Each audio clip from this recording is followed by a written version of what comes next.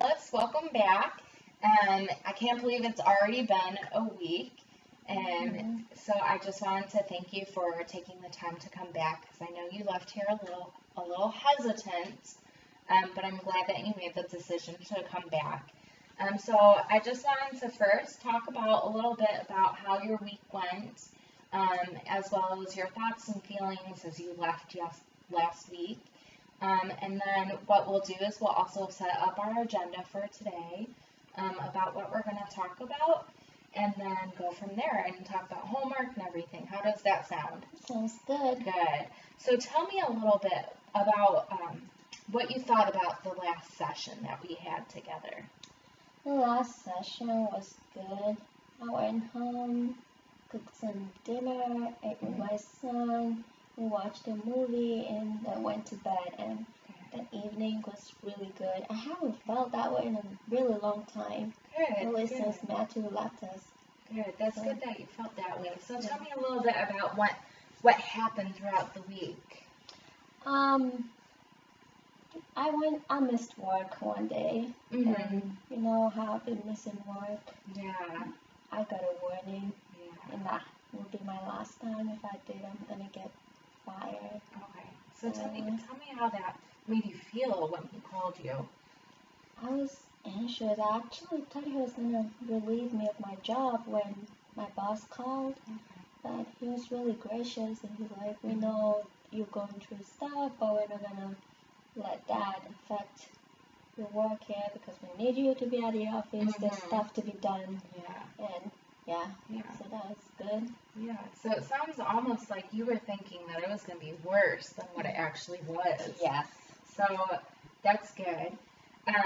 Tell me a little bit more about what has been going on this week. Okay. Monday morning, I woke up, tried to get my son ready for school, and I just became so weak and so, and I just had this anger come over me because usually his father used to get him ready for school, and just doing it just made me so angry, and I'm like, why is it not here? Why am I doing this? And he ended up missing school too because I wasn't just in the mood. And I tried doing the homework you gave me. Yeah, let's talk about that a little bit. How did that go? We had it to where you were going to monitor your thoughts and how intense your feelings were of anger and everything. So tell me, how did that go? I feel like doing the homework makes me feel better, makes me almost want to forgive Matthew for what he did to me and our son. And so when I feel that way, I just feel like, no, you're not going to feel that way. You shouldn't be happy. You need to be angry because whatever he did to you is not good. And the world, everyone around me is laughing at me or looking at me like, that woman, what did she do to her husband? And he left her. So yeah, that kind of depresses me. Yeah. So it made you. I'm like, no, yeah. So I'm like, I'm not gonna do this homework because I don't want to have those feelings of you need to forgive him or you need to move on with your life. So it sounds like you did try to do the homework. And did you do it for how long? Like a day or? I did it for 2 days. For 2 days. And then I stopped.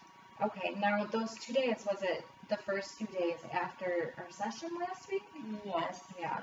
And you said that it made you feel better, and I'm assuming it did because you said that you spent a lot more time with your son and you did things that you weren't used to doing because you hadn't been doing them. But then you said that you looked at it and it made you upset because you weren't angry anymore.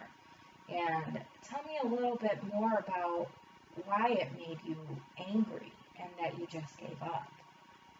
I don't think I deserve to be happy. Okay. If I were supposed to be happy, then my husband wouldn't have left me with my son. Okay. There's no reason for me to be happy. I need to just stay angry at everyone. Okay. And I don't want to stop being angry. and somehow I know that I need to stop. But my son said, but I can't. I don't want to. I'm not ready for that. Okay. So it sounds to me that you're really angry and you're not ready to let that go. So we're definitely going to talk about that today. How does that sound? Yeah. Okay, good. So tell me a little bit more about feeling that you need to be angry. Well, when people do things to you that aren't just right, you should be angry. Mm-hmm. And if you're not angry, you're excusing whatever they did. Mm-hmm. So tell me, what do you mean by excusing what they did? It means you're trying to justify what they did to you. Mm-hmm. Maybe it's my fault. If I'm not angry, then I might have caused him to do this. That's how I think about it. Mm-hmm. So that if I stay angry, then it means that he did something wrong, not me. Mm-hmm. Why did he leave? Why did he have to cheat on me? Why did he have to leave me? Mm-hmm. And he has a son. Yeah. So it seems like you almost feel that if you stay angry, then it's not you, it's him. Yes. But when you did that homework and when you do other things that make you feel better, you feel that it's your fault that he left. Yes. Okay, so with that belief and that you have to stay angry, what does that mean about you? A grumpy woman. Okay. People are gonna, because already my friends are trying to avoid coming to my house. They're like, that's not you. You're so unpleasant to be around. You need to change. Yeah, I'm losing friends, and I never really say hello to my neighbors anymore. And people say hello, I get mad at them. Somebody says good morning. What's good about the morning? Yeah. And, just be mean to everyone around me. So what does that say about you? I'm a bad person. So you think that because you're angry, that you're a bad person? Yes. Okay. So what I want to do with that thought of that you're a bad person because you believe that you need to be angry, I want to do kind of the advantages and disadvantages to that thought. Okay? Does that sound good to you? Sure. Okay. So I'm going to give you this piece of paper, and on one side I want you to put the advantages, and then on the other side we're going to put the disadvantages, okay? Okay. And then at the top of the paper you can just write down that you have to be angry. Yeah.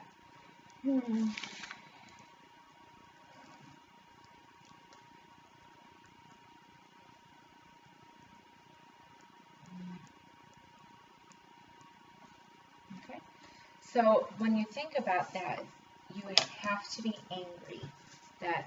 And if you're not angry, then you're not doing what you think that you're supposed to be doing because you're forgiving something or forgetting. So what is the advantage of believing that you have to be angry?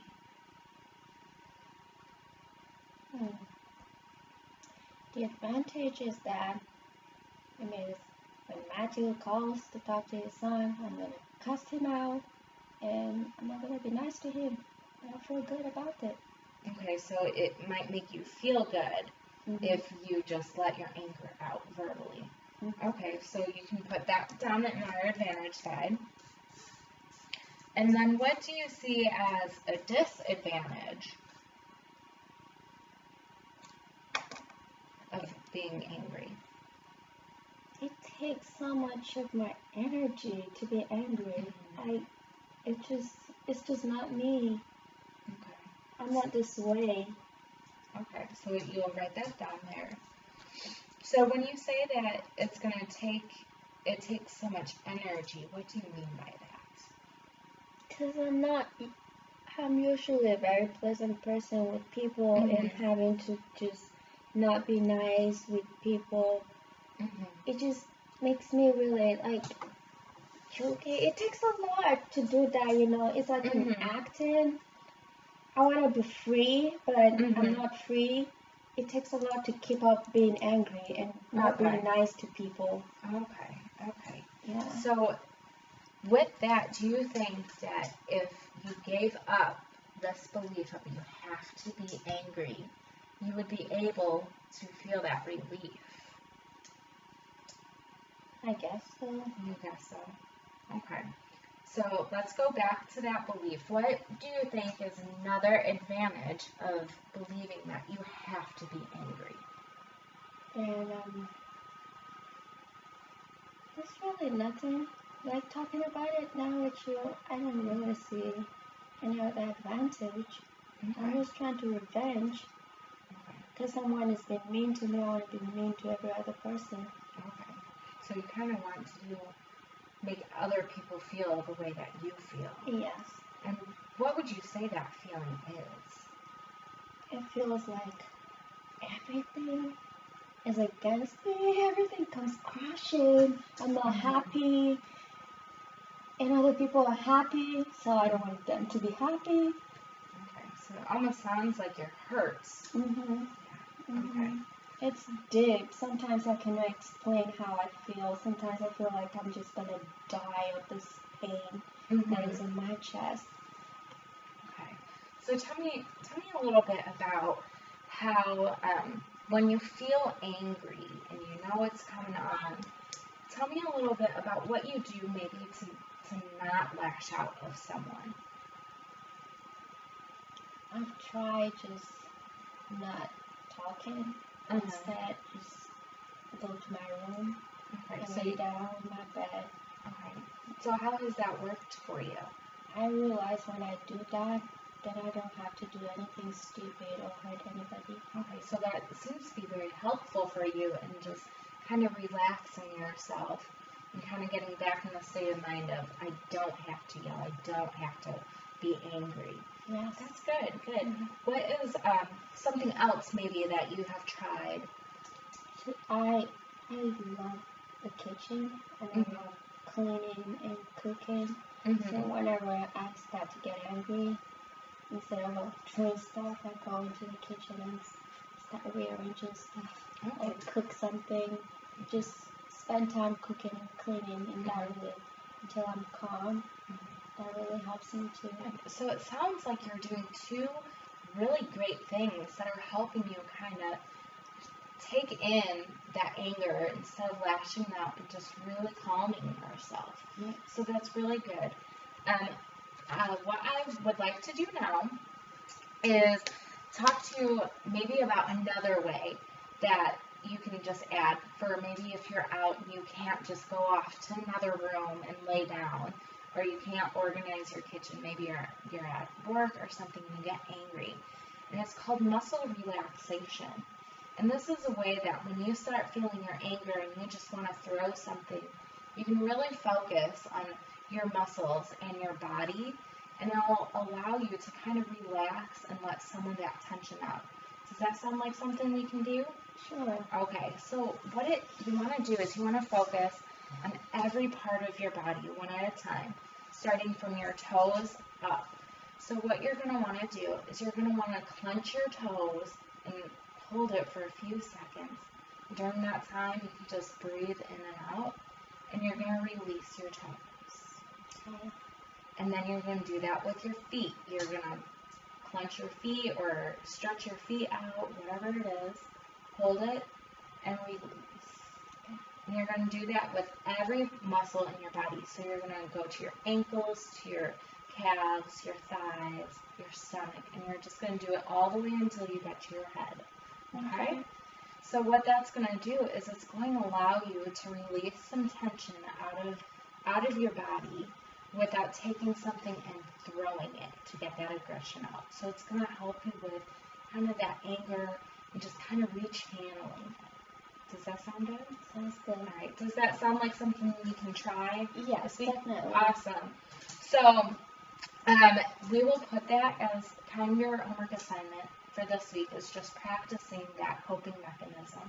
And I also encourage you to try last week's homework as well. Just, focusing on your thoughts and your feelings and how intense they are in what they do. Does that sound okay? Sounds good. All right, so our time here is over. Bye. Bye.